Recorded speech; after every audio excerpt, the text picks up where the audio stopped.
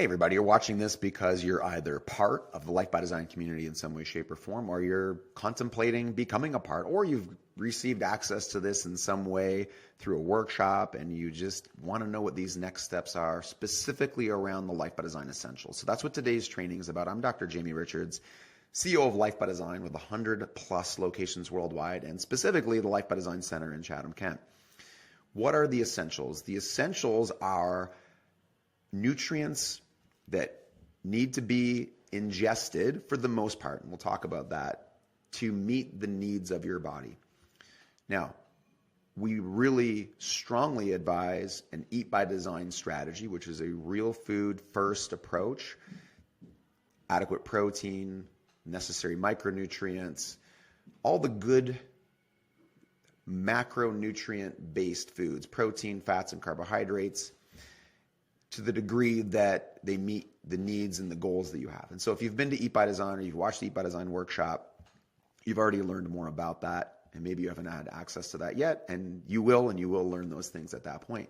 Right now, we're talking about how do we fill in the gaps. That's really what the essentials are, is they're meant to fill in the gaps. So let's talk about this process and why. On the top level overarching theme, certain nutrients are necessary for the body to work.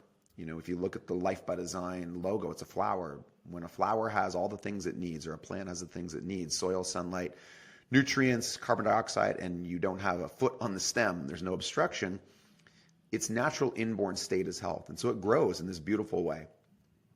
We need the building blocks in place, and nutrition obviously is one of those building blocks. We need to be sufficient in all the pieces that the body needs. And in our current lifestyle, some of those things are more difficult to get. Now, you take vitamin D as an example, which we'll talk about. You could go in the sun. You could have 50% of your skin exposed during certain times of year without sunscreen, and your body would make adequate amounts.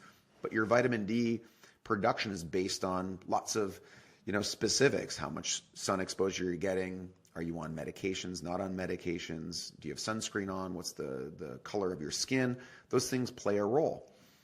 If you would have gone back thousands of years, the access to vitamin D would have been much easier. Just that was the body's genetic expectations, if you will. But as lifestyle has changed, our ability to get vitamin D has changed. And so now we're adding that in many cases. And so that is true for a lot of the essentials.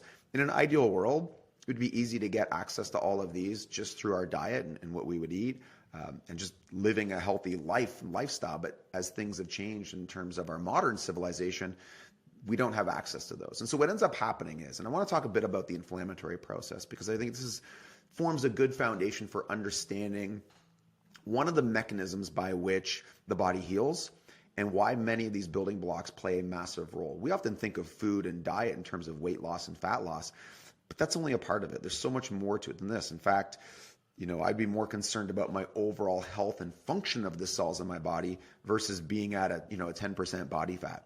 So number one, inflammation is good. It's purposeful. There's a reason why our body creates inflammation. The flip side of that is chronic unresolved inflammation is bad. And so it's like a safety pin. It goes back and forth between the two. So our body creates an inflammatory process. Immune cells are released, and it's part of the healing process in response to lots of things, whether it be foreign invaders or internal stresses. The body does its job. And so over the course of hours and days, the body resolves that inflammation, right? Think of it as making inflammation on purpose, resolving it, making it, resolving it. But what happens in so many cases, and it's so rampant today that it's one of the most studied areas in health, and that is the chronic inflammatory process. So what happens is these cells that were created to help the body, they don't resolve for some of the reasons we'll get into, and then they stay present inside the body, and the body tries to attack them. They see them as foreign. It creates an autoimmune response. It creates this chronic inflammatory process, and this can last for, literally months and years and decades in many cases, and it forms the basis of a process that is essentially eating away at your cells and organs and tissues. It's really an extraordinarily damaging process, and it is like a cup of water that's getting filled up. It's not just local to the area. So, inflammation in one area. Let's talk about the spine. Many of you are here through that process, biostructural restoration. When the spine doesn't move, you have essentially a cavity in your spine. Local inflammatory process. impairs the nervous system, sending signals, and then that inflammation overloads or overflows, and it starts to end up as systemic inflammation everywhere, and then goes on and damages tissues in the body. And it's not just in that area. It's literally everywhere, from top to bottom, from the brain to the pinky toes. You take conditions like Alzheimer's to neuropathies, right? You have inflammation happening all over the body. You've heard this term potentially inflammaging, which is just, accelerating the aging process because of this chronic low-grade inflammation. And it's not in response always to, I have a bacteria and I've got this hot burning, I'm inflamed. It's a chronic low-grade inflammation. In many cases, you don't notice until many, many, many years later. And so it destroys and deteriorates the body. And it leads to the breakdown of our body over time. And really the important point here on this slide is that symptoms are the final stage of that process. We go from function to malfunction to disease to symptoms. So you can't judge your health on how you feel.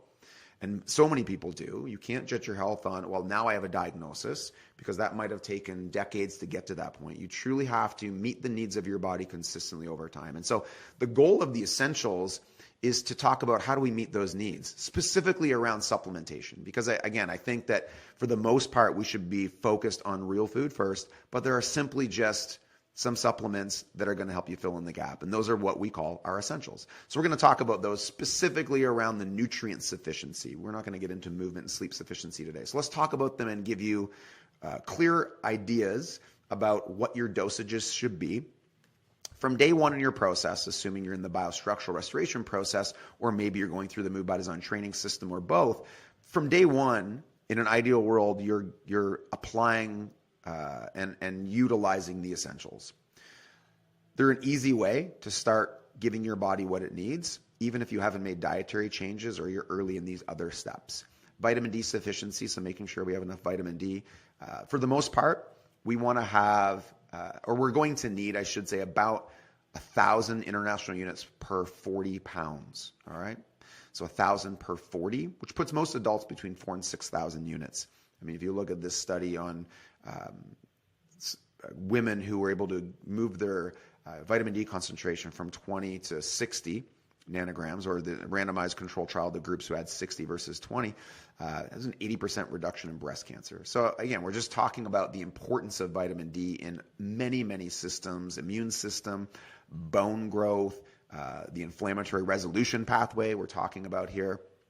So for kids, an easy one, again, 40 pounds, 1,000 international units. Put another way, 35 units per pound of body weight. So somewhere in that range, kids are going to be about 1,000 units. Adults, are going to be up 4,000, 6,000 units. Now, in an ideal world, you'd measure and take blood work and see what your blood level of vitamin D is, and we can give you some feedback on that. That's the really only true way to know, but where it falls is about 1,000 international units per 40 pounds of body weight. The next one's vitamin K2. K2 is produced in the gut. When we talk about the essentials, understand that the body does make some of these, but it's difficult to get them in adequate amounts based on lifestyle, all right, and based on just certain factors around our health. So we have found these 6 essentials to be the ones that are most often missing, that are the biggest needle movers. So it's not that other things may not be missing, but to the degree that they're missing in relationship to what they actually do and how important they are. So in this case, vitamin K2, very important in the distribution of calcium. So when we take calcium into our body, important in the distribution of calcium into the hard tissues of our body, so the bones, as an example, versus getting calcium and then it ends up going into the soft tissues. So if you look back, at this point, it may be a decade or two ago, huge increase, people taking more calcium. I need calcium supplements, need healthier bones. And what was happening is through calcium supplementation, the calcium was ending up in the arteries, and we're seeing an increase in cardiac risk or heart attacks.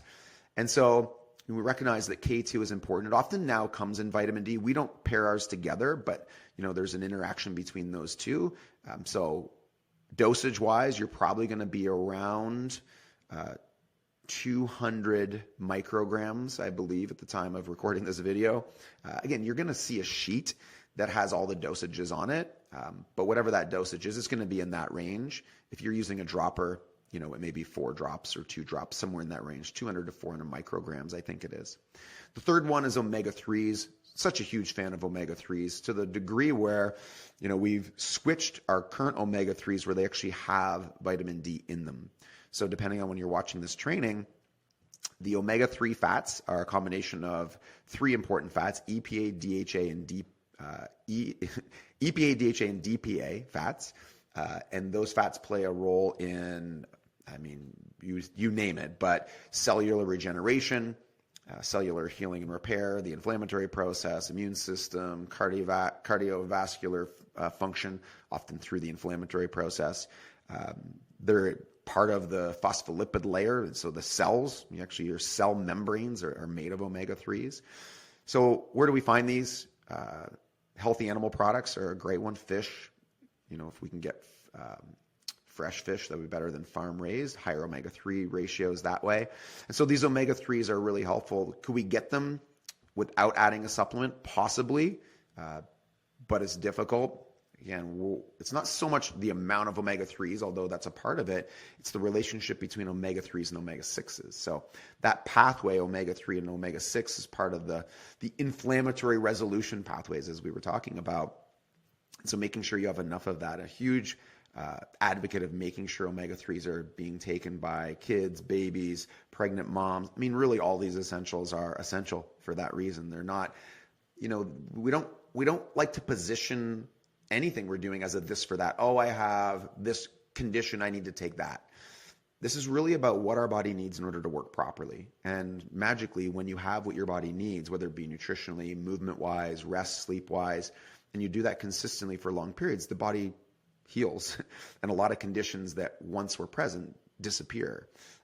It's not, people often think that you develop diabetes over a day. Oh, I was healthy, and then the next day I got diabetes. That's not how it happens. These are long processes due to generally deficiencies in many different things, or toxicities, or the combination of those two. And so to remove toxicities from your life and lifestyle and become sufficient in all of these different things, omega-3 status, vitamin D, vitamin K2, movement, rest, going back to the plant analogy, give the plant what it needs and allow it to do its job. And when it does its job, you have less brown leaves than you had when it wasn't having all the things that it needs. Couldn't make it any more simple. And so dosage wise, the current product we're using, if you're using capsules, it's going to be 4 caps for adults. If you're using the liquid, it's going to be 2 teaspoons for adults. It comes with vitamin D in it. It also comes with vitamin A in it, cod liver oil. So it's a mix of these different things. So there's a synergistic relationship between vitamin D and vitamin A in the way that they play off each other to allow for absorption. So we've switched to this product. So we're very happy about that. Super high level quality product. A lot of them, you're not going to get this combination. This is why we're using this one. So if you follow the adult dosage, you'll have 4,000 of your vitamin D in that dosage, meaning if you were at 5,000, you only need 1 drop of vitamin D to make up the difference, as an example. So just know that a large bulk of your vitamin D is going to come inside these omega-3s, okay? The next one is microbiome restoration, so gut bacteria. It's as much as replenishing the gut. So probiotics would be a great use here. Ours has, I think, 10 to 30 billion in terms of the strains. Broad spectrum. The other side of this is, if you're taking a lot of antibiotics, on a lot of medications, chronic inflammatory process, you're destroying the gut biome, and it makes it difficult for a lot of things. It makes the immune system suppressed, makes it difficult for healthy digestion. So one of the reasons why people think, oh, well, I can't eat beef. This comes up a lot because of my digestive system. It's not the beef, it's the digestive system. And so the beef isn't the problem. The problem is you have a digestive dysfunction. And so starting to manage that, and this is one of the ways we can do that. You can use other fermented foods that would help that. But again, I think an easy way is adding in some broad spectrum probiotics at the dosage on the bottle, and this one is fine. Magnesium sufficiency. Magnesium plays a role in thousands of processes inside the body. Very important. 200 to 400, I believe, micrograms again. We use a magnesium citrate. You could go with a magnesium biglycinate, which for some people they digest easier and have less digestive upset. We stick with the citrate. the research says there's not that big of a difference, and the citrate is generally less expensive. So we use the citrate. And for me, I'll take a little bit at night before I go to bed, and I'll use the other half of my dosage in a drink throughout the day, where I'll also add one of our other essentials, creatine, and a little bit of sodium. Which leads me to creatine. Creatine was once thought of as a bodybuilding supplement. Oh, we just use that because we're trying to get big muscles. And it is now, at this point, the most researched supplement that exists, got an incredible track record, and it's dirt cheap. Now, one of the reasons why it's great is it's part of the brain energy system, the cellular energy systems, and it is now being used in cases where people have Alzheimer's, neurodegeneration, concussion recovery protocols. And it's now starting to essentially be accepted that, most people are probably deficient in this. Part of that is the movement away from meat, although we're big fans of healthy animal products. So you may get more if you are consuming an Eat by Design diet. So for the most part, I use 5 grams and recommend 5 grams. For children, they could use a gram or 2. I just mix it in my water along with some of my magnesium, and that's something I drink during the day. If you're doing it around workouts, you could do it then, but really it's neither here nor there. 5 grams, really easy to add in and to dose that way, okay? This plays a really important role in a lot of things that we didn't understand. Now we do, so now we're adding that in.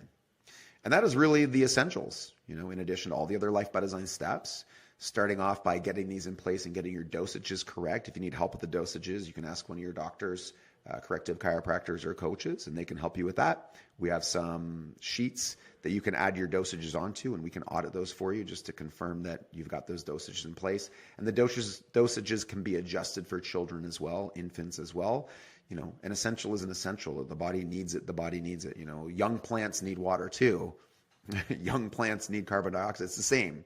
And try to get that across to patients and community members that the steps involved in your Life by Design blueprint don't change based on your age. I mean, dosages might, application of, let's say the Move by Design training system may have to be modified based on your age or your ability. Your corrections to your spine are often modified based on your age or the health of your spine, but it doesn't change the need for what those individual strategies are working towards meeting.